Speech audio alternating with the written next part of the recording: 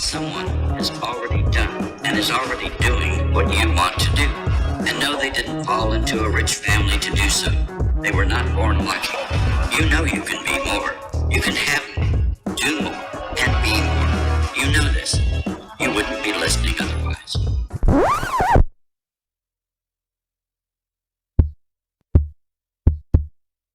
Hey, you guys, welcome back to another episode of Millennial Market Talk.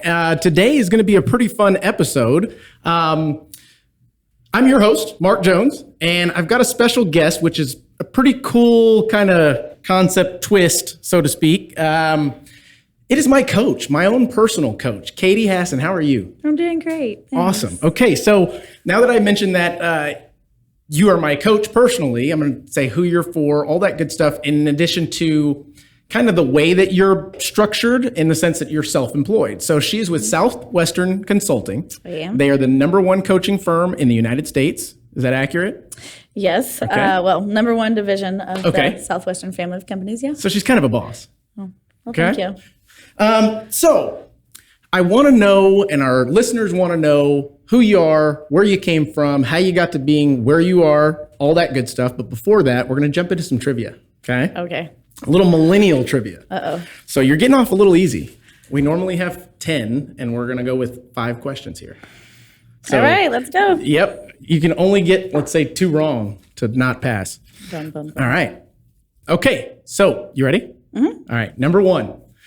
Which Saved by the Bell cast member was so excited that she couldn't hide it in the breakdown or meltdown episode? Oh, gosh, we're talking specifics here. Yeah.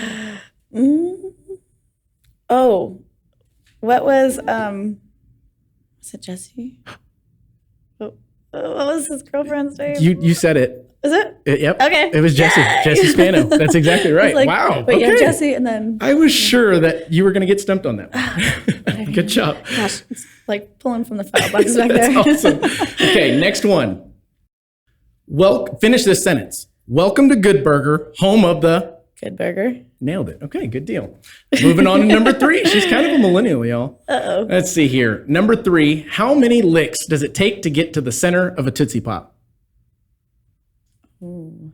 Now, this is one that I've asked before, but I like it so much and think it's so Isn't cool it in our generation. The world may never know. No? No? No? You know I thought what? the owl was like... You're okay, you know exactly and what then I'm he talking just about. bites it. But to that accord, how many No? licks? Oh, gosh. Oh. Is there a number? 1, 2, 3. Oh. Yeah. Okay, so I kind of got it right. Kind of got it right. Yeah. Okay, I'll give you a partial on that. #4. Name at least 3 of the Backstreet Boys. And like I said, I'll have Lindsay double check me on Let me this. not confuse the boy bands here. Actually, Backstreet Boys was the first concert I ever went to. So No way. should know this. Okay, yes. When was that? What year was that? Come on, bring it. Let me think of the names first. Okay. Nick? Was that one of That's them? one. Yeah. Joey and... Nope. I'm confusing Backstreet Boys and NSYNC now. Nick, Joey, and... I don't know. I mean, I'm like, I've got 2 of them. I can picture their faces. Does that count? And my operations sales manager, when she listens to this, she's going to hate me for this because it's her favorite I know. group ever. Lindsay, help us out. Oh my goodness. Joey, Nick. Lance. No, that's NSYNC. That's Damn. where I went. Yeah. Okay, well, we both got that wrong. And all of you guys that are laughing at us right now, It's on the spot. we're kinda laughing thing. at you. Gosh. Okay, so 1 wrong thus far, and I would have gotten that wrong too. Last question. You ready? I think so. Okay. What was the name of the figure skater that assaulted Nancy Kerrigan? Ooh. Ooh. Ooh, man. Isn't that a fire question? Yeah. She's blonde. Oh my gosh. You would do this one. I'm like, I actually used to watch gymnastics and figure skating too. That's why I asked. Tanya Harding. Nailed it. Okay, good deal. So you were 4 for 5, proving that you are absolutely a millennial. That being said, I want to dive straight into who you are, where you came from. Katie, where'd you come from? Where'd you grow up? What was it like? St. Petersburg, Florida. Okay. And similar to Texas, it's hot most of the year. Humid? Humid, yes. Let's see, born and raised in St. Pete. Okay. Back in my day, it was... Same day as me. It was a small town, Okay. really known for like old people, and now I feel like it's kind of like a San Antonio where it's like up and coming. Small it's town totally growing. changed. I moved back there about 6 years ago, and it's completely different. Like it's still growing. It's insane. Well, it's doing that everywhere. Being in the real estate mortgage industry, I mean, it's no secret. Right. So you growing up there, what was the family life like? I want to kind of illustrate, did you grow up, parents, siblings, all that jazz? Yeah, I got you.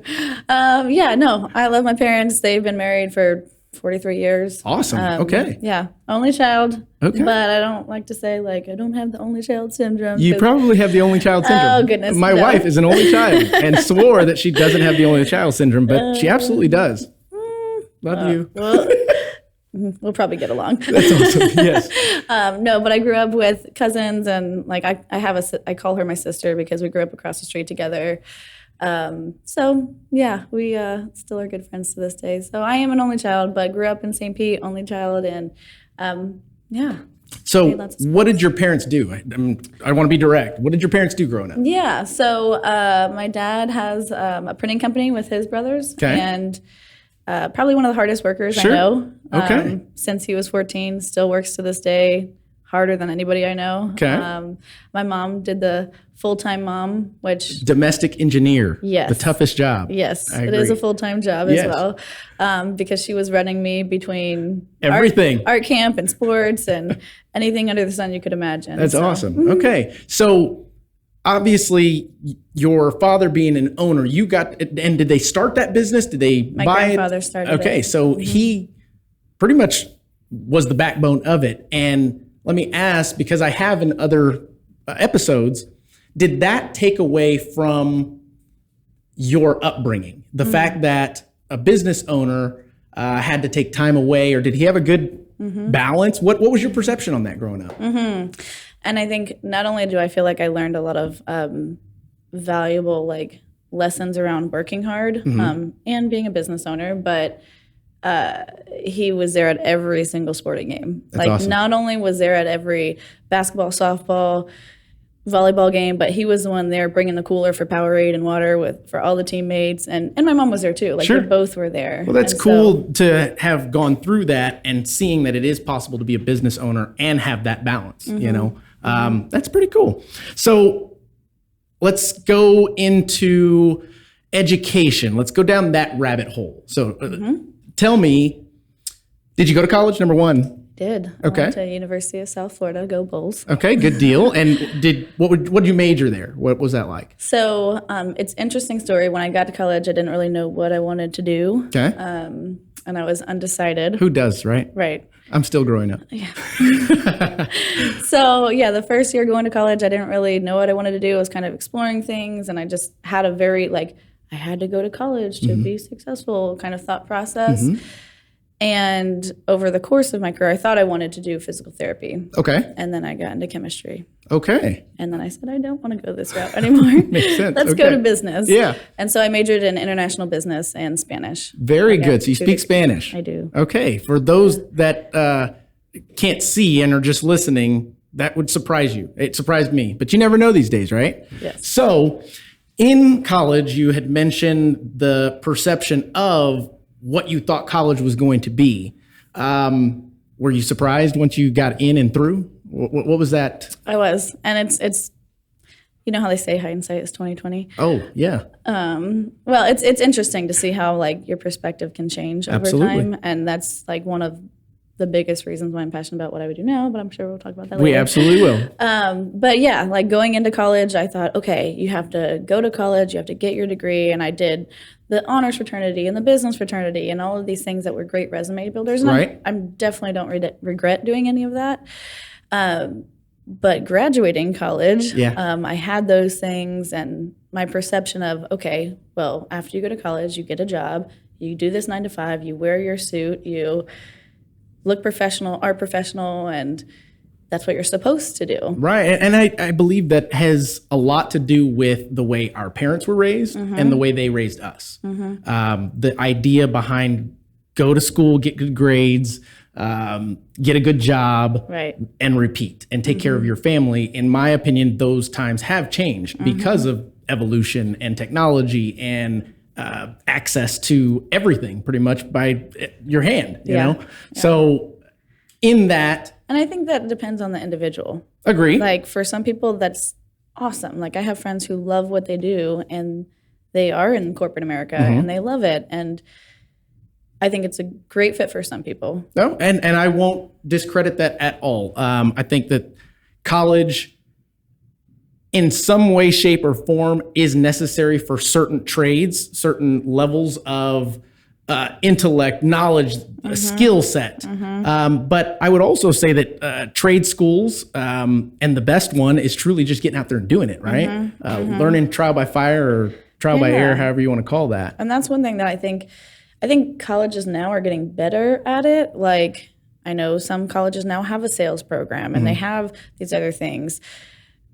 But originally it's just like I felt like I was in such a fixed mindset around what you need to do in order to be this. And I think that perspective drastically shifted not only through college, but especially once I graduated. And I'm like, okay, now I have 2 degrees and all these things. And I didn't go get that job that I thought was what you're supposed to do right after. Right. I actually started working at a gymnastics gym. So let me ask you, during college, were you working or were you a full-time student and that's why you were able to do all the extracurriculars? Both. Okay. So I did all the extracurriculars. I did every intramural sport you could imagine. I was on a dance team, did all the fun stuff. Yeah. But I also worked as a intramural ref. So Okay, it cool. wasn't like a serious job. It was just, You were working. Yeah. Period. You were seeing what it was like. You were getting a paycheck. Yeah. You know, some, and I can't say some or most because I really don't know. But I would imagine that a lot of our generation didn't get a job.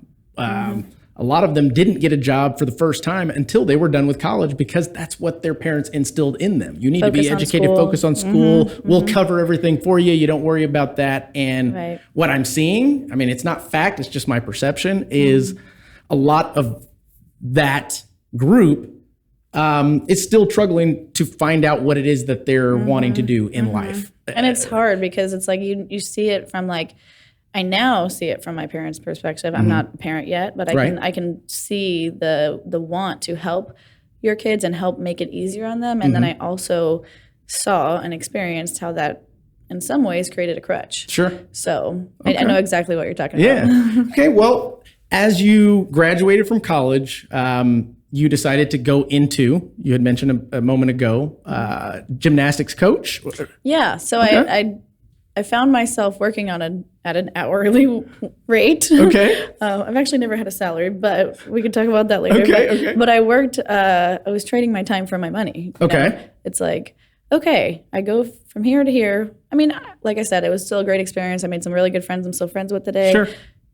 Retaught myself gymnastics at 24 years old. Wow. Like so fun times, good Yes. experience. But when it came down to like, what am I doing with my career? Like, Right. why did I go to college? I started questioning all of those things. Like, what am I going to do? Gotcha. What do I want to do? Sure. And you had not experienced different things. You had only known what you knew at that point in time. So jumping into the gymnastics, where did it take you from there? I mean, there has to be a pivot.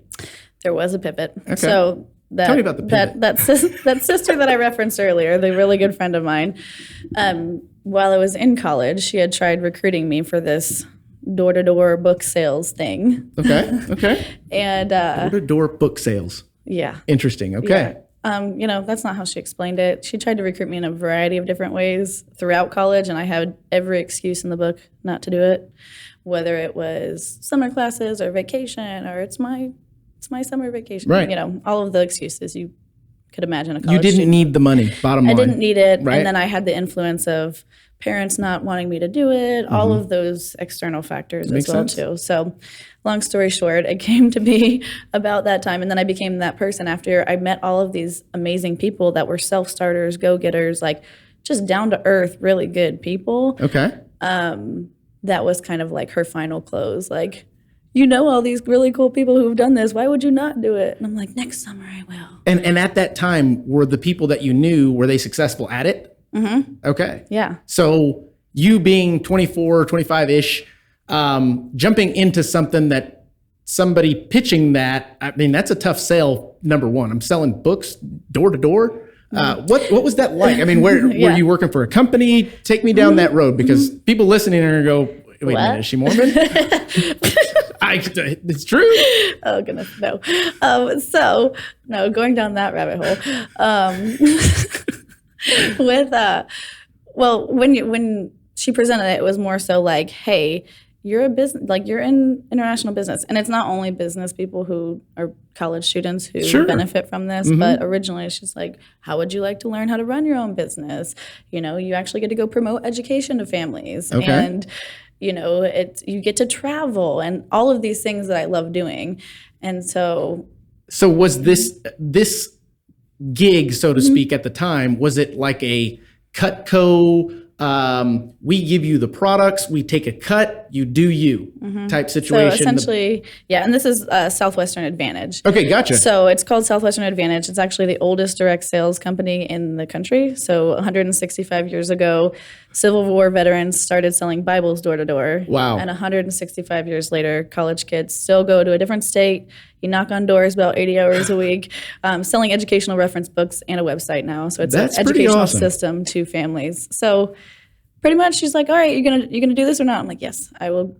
I'm gonna go do this. And so that's pretty how cool. That started. And I earlier I had to make an introduction, or I gave an introduction for a presentation or workshop that we were doing here at the office. And as I'm reading over sales tips proven over 160 years. I'm going, holy cow, wow. It makes perfect sense now. Yeah. It started with books, huh? Yeah. Okay. Yeah. So the book sales obviously propelled you into what you're doing now, but in the book sales, what type of things help you, I mean, you know, grind your teeth on? What were the things that showed you that I've got grit. I can do this. I can actually make money at doing this. This is my own business. Because at that point, you were self-employed, huh? 1099. Yep. Okay. Yep. Always been. That's awesome. So, yeah, I mean, it is the opportunity to learn how to run your own business. I mean, they take college kids, and, you know, college kids are like typically the reputation of a college kid. Yeah. Like, oh, let me just go hang out but they really have a good opportunity to like train someone on how to motivate yourself when you don't feel like it, how to overcome objections, how to trust the process, which is a huge thing. So they're just known for really good sales training and teaching someone how to be successful. So essentially, like in that first summer, I'm like, I had, maybe sold candy. Like I had fundraised before, but I had never really had sales experience. Right. That I can remember. But anyways, pretty much in 9 weeks, went out, usually it's about 13 weeks, but went out there, trusted the process. My first summer, I was number 27 out of a couple thousand kids. And so you found your niche quick. I just said, show me what to do, and that's what I'll do. That's awesome. And and found success in it. That, in my opinion, was the training that you had there. Would you say that it was almost about equal in value to the degree that you got in a shorter period of time? At first, like because knocking on doors 80 to 100 hours a week, you gotta have a strong why. Yeah, absolutely. and thick skin. Yeah, learned a lot of things. And then depending on what time of the year, a jacket or wow. So whether it's rain or shine or hot or cold. Wow. I would say like some of the biggest things that I learned from that or took away from that is like, you can go through a lot of things in a short amount of time, and it doesn't become about the problem, it becomes about how you decide to solve the problem or see the problem. So had a huge perspective shift in that. I was previous to that, I didn't have a lot of confidence in myself and decision making, and I took everything personally, and I had like, I saw the way I was, and that wasn't the person that I wanted to be or who I knew I could be. And I think that was one of the main things I wanted to get from doing that particularly. Sure. And I would say some of the things that you learn from having those experiences and overcoming challenges. We won't go into what all the challenges can be. By all means. And that's kind of one of the things I wanted to ask. Okay. Can you give me a scenario to which you failed? You had to overcome something that most maybe would not have in just the book sales piece of this. I don't know. Is that taking you too far back? No. And I think of like, I kind of compare like the first summer because you have no idea what you're doing. And then like the summers after that, it's like you know what you're getting into. Absolutely, yeah. But I think of like one story from my first summer.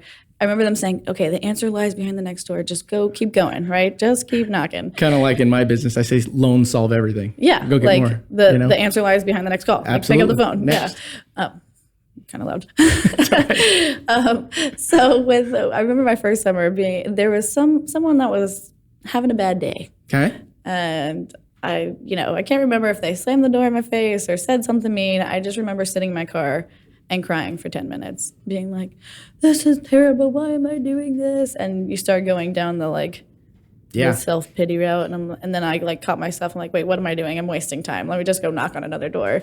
And that next door ended up being my first big sale of the summer. That's awesome. Overcoming the adversity, a rejection, typically where someone would absolutely say, you know what, I'm packing up my stuff and this is that. And then seeing the light immediately, that's pretty cool. Yeah. So, and there's other examples where it's like you don't see the light immediately. You and go I'm sure through there's a lot more of those. You go through a lot of stuff. You go through a lot of cred to Right.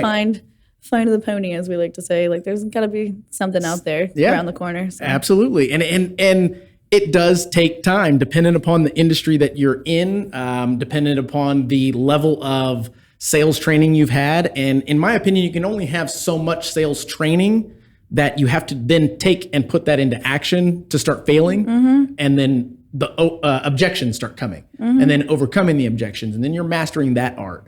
And obviously, I believe you have somewhat mastered that to be able to be a successful elite coach now. But something I want to go back to is you had mentioned self-employed since day one, other than the gymnastics gig, right?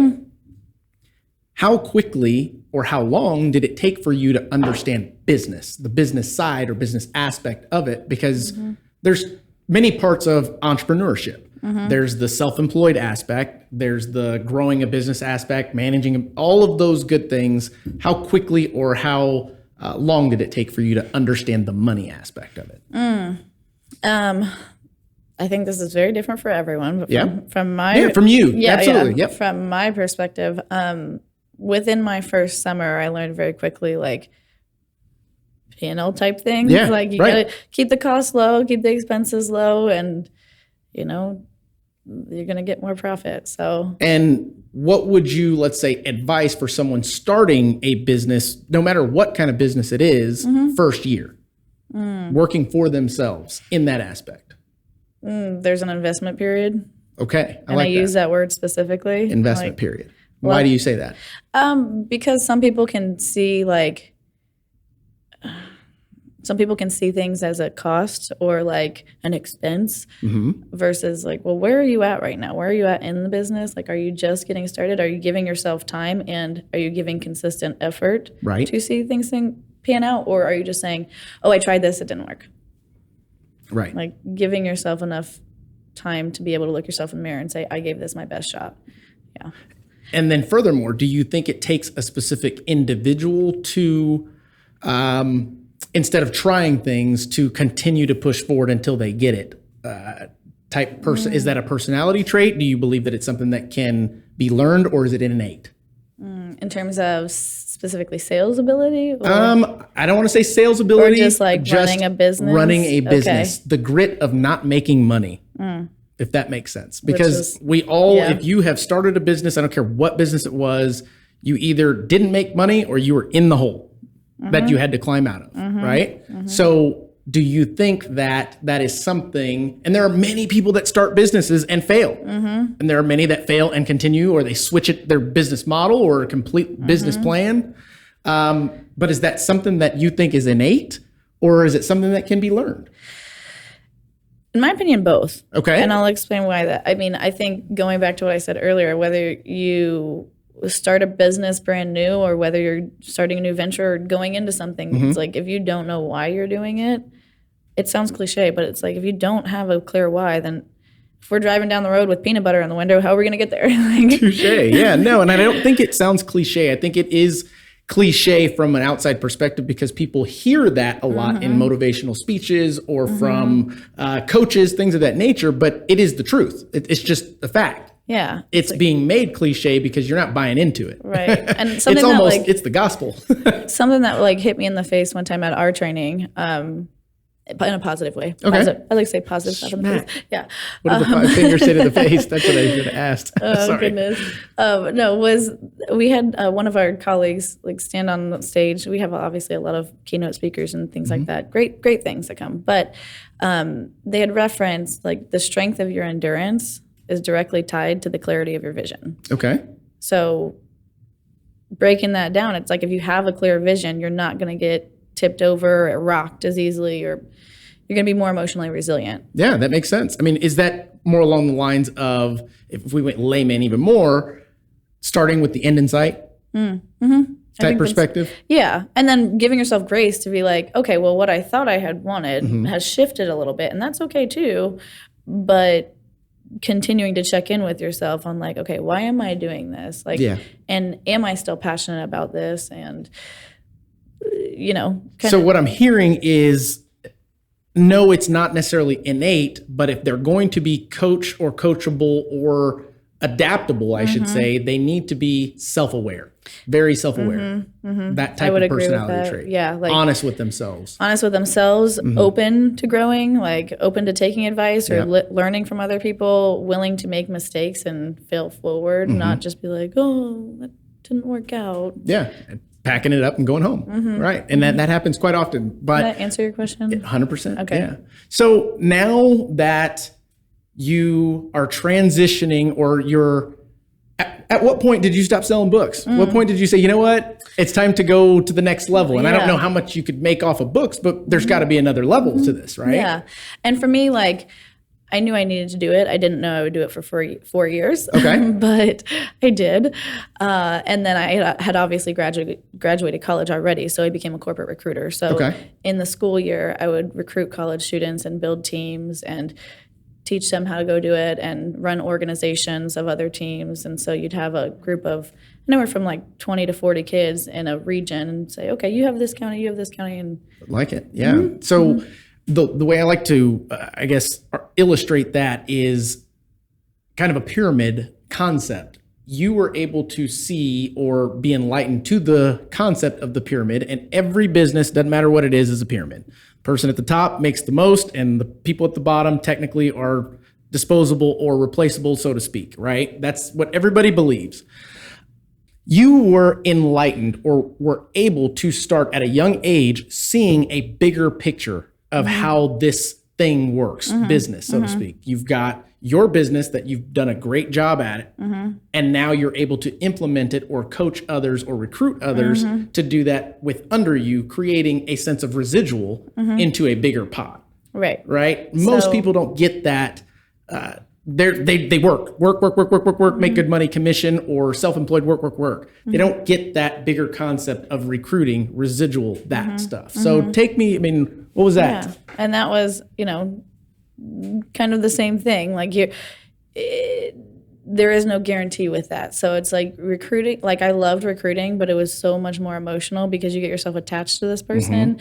And maybe a day before you're supposed to leave, they're like, no, peace out, I'm not doing it. Or you see so much potential in someone and you know they could do it and they need to do it, and they don't believe it in themselves. Yeah. And that's what was heartbreaking for me. But then I also saw the other side of it where it's like, this person, man, not only are they going to learn a lot, but they're going to break some belief barriers and they're going to go crush it. And like, I got to experience both of those, and I got to experience having the number 3 team and having the number 1 first year, and like seeing those people where they're like, and to answer your question from earlier, that's what made me passionate about going into coaching, is because I had such great relationships with these college kids that looked at me and said, that was the hardest thing I've ever done in my life, but I learned so much, thank you. Yeah.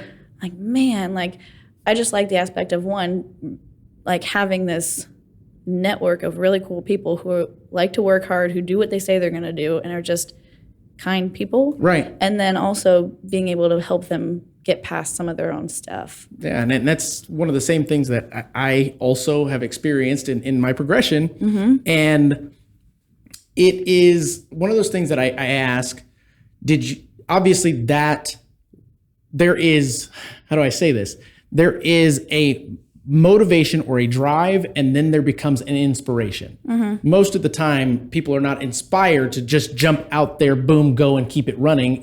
They jump out there, they find success or something that sparks an inspiration, and that's when it increases. They level up, so to speak. Mm-hmm. Did you experience that, or were you inspired by doing this instantly? It's interesting that you say that, because I see this analogy of you level up and then you just keep going. To me, it's like you level up, hit a wall. Yeah. Maybe take a step back and then level up, hit a wall. That's right. It's not always I don't pretty. remember what rapper it says, but he said, there's levels to this. There's levels. Yeah, but I loved what you had said earlier today, which is just and this is with the majority of leaders that we coach and people who are top of the top in their field. It's hey, I've gotten to where I am for a reason, mm-hmm. but the common thread is that they still say, hey, I don't know what I don't know. And for me, I know I always want to be a lifelong learner. I know there's something, no matter what their age or their background is, there's always something to learn from someone or just appreciate. I agree. I mean, and that the saying, if you don't use it, you lose it. Mm-hmm. I believe that that's true. So you have to continue to progress in addition to your trade, your craft, your mind. You've got to continue to expand it, exercise it, and be a student of the game. Yeah. Absolutely. Yeah. Let's keep going. That's good stuff. That is. So where were we at? We were talking about your inspiration. Okay. Were you inspired? Yeah. And if so, obviously you are. You can see your passion. It comes mm-hmm. through. It comes through when you're coaching me in particular. I mm-hmm. see it when you're giving presentations. What sparked that inspiration? So originally transitioning from recruiting and selling books, okay. It was that aspect, that concept of helping people. Mm-hmm. I think that's a common thread between all of our coaches, is just they have a passion for not only helping people and helping to inspire, but also to make a greater impact. Sure. That philosophy of if you want to go fast, go alone. If you want to go far, go together, kind of thing. Yeah. So I think that's kind of what inspires me. Today, now that I'm coaching, hearing things people say, oh my gosh, not only seeing some people completely transform their life from a financial perspective, but also from a time perspective, and having awesome clients be able to say, I might not even be in a sales role, but this has completely transformed the way I am as a person, the way I have confidence in myself, and the way I'm being able to be more present with my family.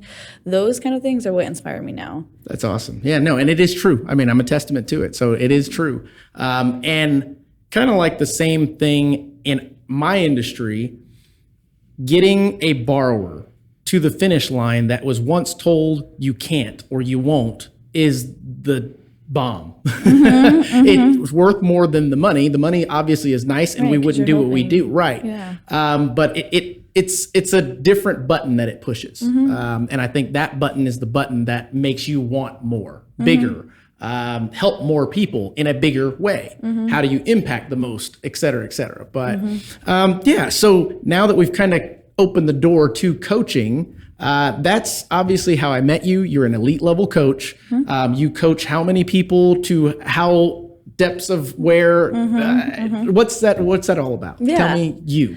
So I coach about 30 people right now. Okay. Mm-hmm. But, oh my gosh. But we have it's over 30 children, huh? Some of them. I can imagine. No, I'm just kidding. I coach about 30 people, approximately, give or take a couple, depending on how full the roster is. But we have over 120 coaches internationally. I still have clients that I consider my clients, even if I don't coach them, sure. because realistically, I know I'm not going to be the best coach for everyone, but I know we have such amazing coaches, and I'm going to match them with the right coach and still be there for them. No, that's awesome. That is awesome. And I would imagine that it is something that even after you've coached someone and they're done, they're graduated, they've gotten what they've needed from that agreement, so to speak, continues to give, because if you're leaving an impact, they're going to tell more. Right? Yeah. Okay. Yeah. I mean, and I've been in this role now 6 years.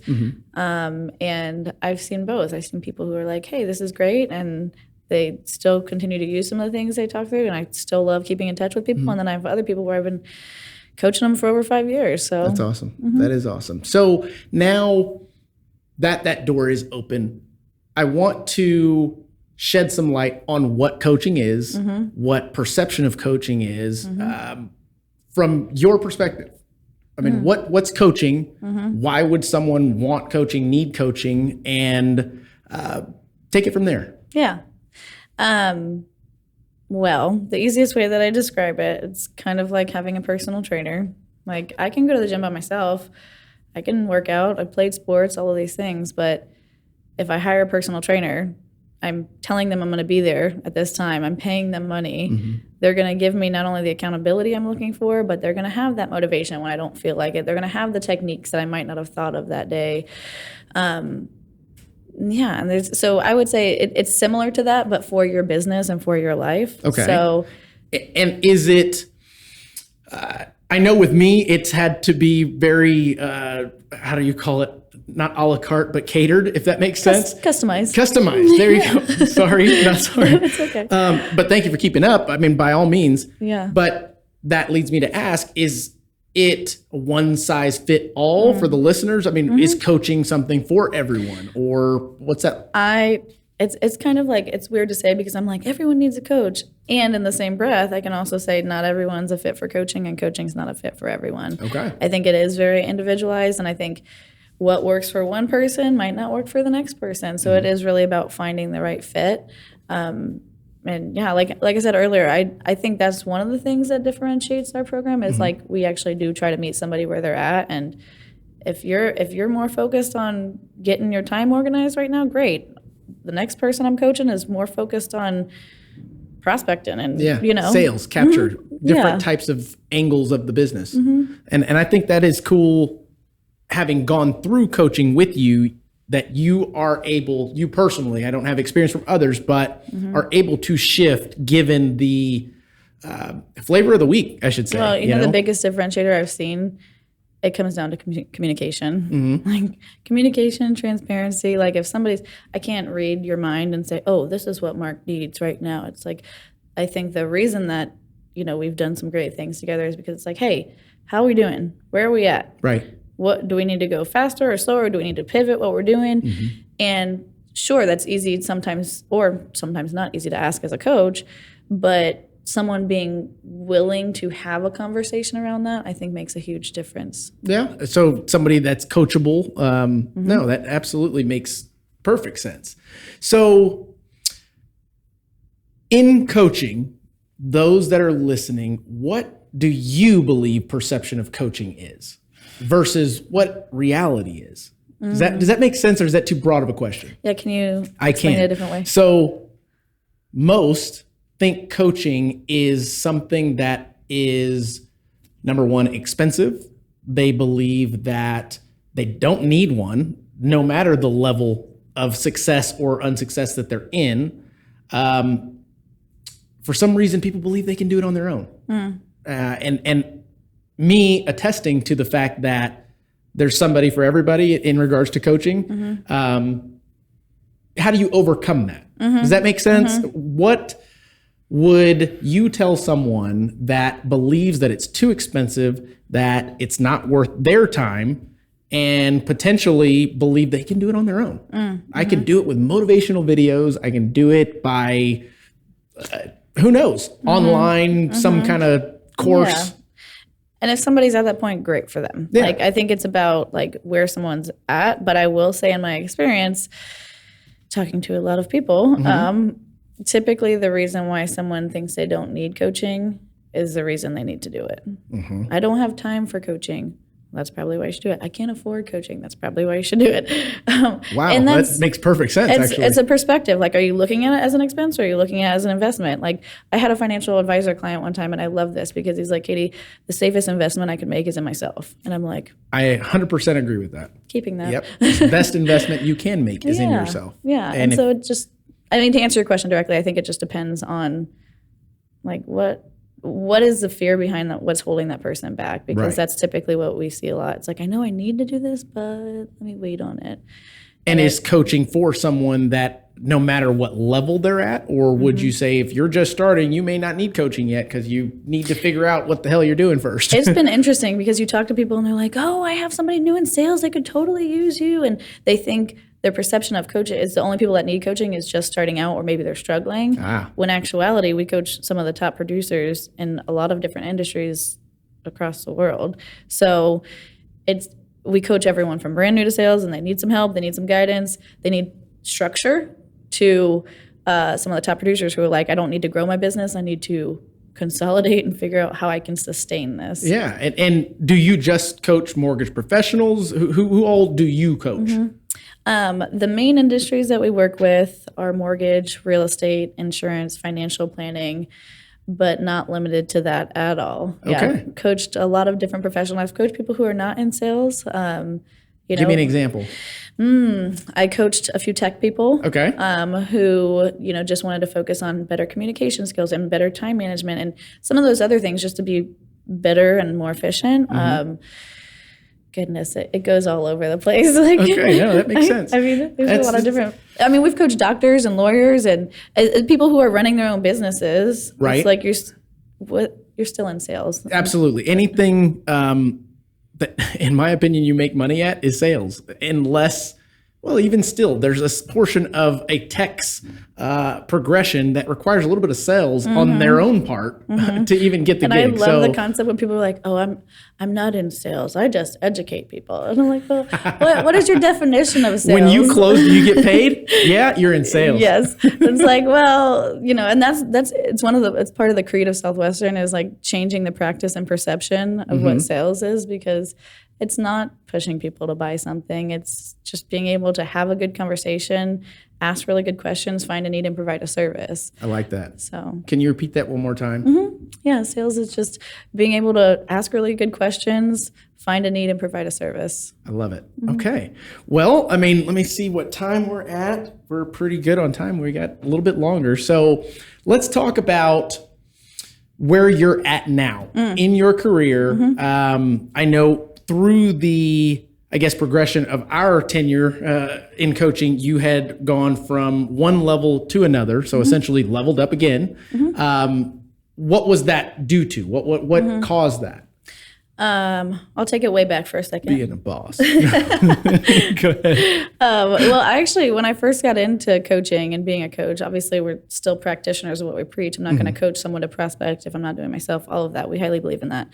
And I will say I had some trouble at first. Like, I felt like I was hitting a wall, mainly due to because I was so used to seeing people in person and being able to sell to people in person. When I was picking up the phone and getting hung up on left and right, all of that stuff. I was like, I don't do this. I actually remember a time I was running in my neighborhood on a run, and my team leader at the time called, and she's like, hey, what's going on? I'm like, I can't do this. I'd rather go knock on this door than pick up the phone. That's awesome. That's awesome. But with some guidance and with, some shifted perspective. Sure, perspective. I overcame that. And now it's like, man, where am I going to find my next treasure? Because some of my best clients, like, I'm still have great relationships with years later. And I'm like, man, if I hadn't picked up that phone, if I hadn't done that, I wouldn't have the awesome people in my life now. So well, I agree with that. That's pretty cool. And you being in Florida, how did COVID affect you, or did it? It did. I mean, everyone has their own interpretation of concept of Florida, but touche. It did. And it's been interesting because, like, we shifted our business model from only in-person workshops and doing that to being able to do it virtually. So we were actually able to do that not only in a timely manner, but actually successfully. So we were able to help our clients do the same as well too. So yeah. So smooth transition. You guys as a group had a plan ready to go for this. And I truly believe that most bigger companies did, just because they were preparing for a future. Being more efficient in the way things go about in the sales industry. Or adapted. Yes. And with COVID, it obviously shrank that. And now we are where we are. So that being the case, you being in Florida, are you able to coach others? Obviously, you coach me. I'm in Texas. You're in Florida, but others don't know that. What's that like? Yeah, I coach everyone from California to New York. I'm coaching a guy in Lithuania right now. Oh, wow. Okay. Yeah, all over the place. So you got to catch him just right. Yeah. On the time, right? I'm in the morning, he's in the afternoon. That's Yeah.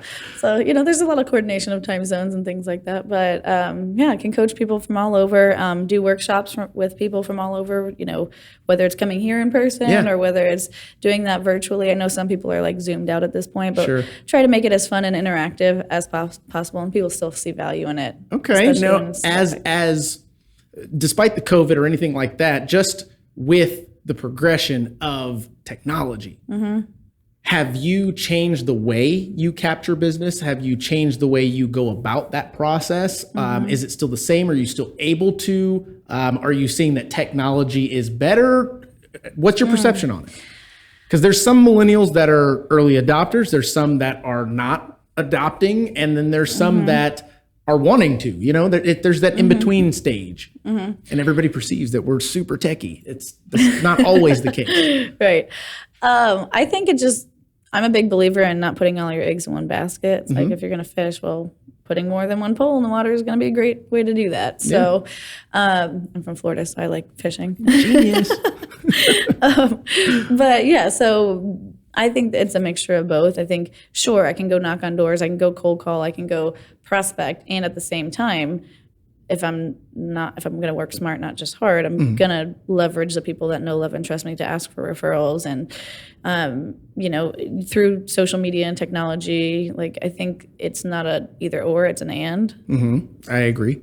I agree. Yeah. Okay. So are you bottom line, are you using that stuff now? What's it like? I am. Okay. I am. You're dabbling. I'm dabbling. Yes. I am, like I said, a practitioner of what I preach. Okay. So if I encourage others to be coachable, I'm always going to be coachable myself. And guys, gals listening, the reason why I am kind of probing on this is I have been a little voice trying to see if Katie will push a different phase of how she goes about things. And hopefully we'll be able to see some kind of difference, because I want to be able to give back to you in some way, shape, or form. Well, I appreciate that. But yeah. I mean, I like I said, I'm a big believer. I just love connecting with open-minded, growth-minded people and being able to see where that goes, right? Being able to tell the stories I've told today of the people that, whether it was someone I recruited selling books and how they've gotten to where they are now, whether it's a client that I might have coached but I didn't even enroll, but I still have an amazing relationship or story from this person of what they gained, or whether it's the clients that I'm currently coaching, and who knows what, from 5 years from now, what kind of conversation we're going to be having. Yeah, that's true. To me what's exciting. And I think that's huge. I think that the perception of what entrepreneurs do, why they get into it, why they stay in it, I believe we can all relate in that aspect, in the sense that we enjoy the journey. It's not the prize. Why? Because the prize is constantly moving. We're constantly pushing the prize either further down the road or up the ladder, which have you. But you're correct. The journey that spawns off or webs out into other opportunities, that lead into other perspectives, that lead you down where we are today. Yeah. Kind of that concept. Yeah. So as we conclude this, I want to ask if there's anything out there in way of advice that you have for millennials. It can be general, it can be specific, but give us some Katieism. If I had to abbreviate it, I'd say work hard, be kind, and do what you say you're going to do. I like that. I mean, that's short and sweet. Yeah. Well, I mean, also I'd say give yourself enough time to do something and go after it, and effort, but also give yourself grace. I like that. I like that. Needs no further explanation. Katie, thank you. Thank you for visiting Texas. Thank you for putting on 2 awesome workshops earlier today. And thank you for stepping out of the comfort zone and jumping in the box. I think this is going to be a pretty good episode. There's plenty that folks can take from this. So I really appreciate that. I hope so, yeah. And I appreciate you and the coaching that you provide to me. Yeah. Okay. Well, thanks. I appreciate you. Well, guys, gals, thanks for listening. You heard it here. Join us for the next one.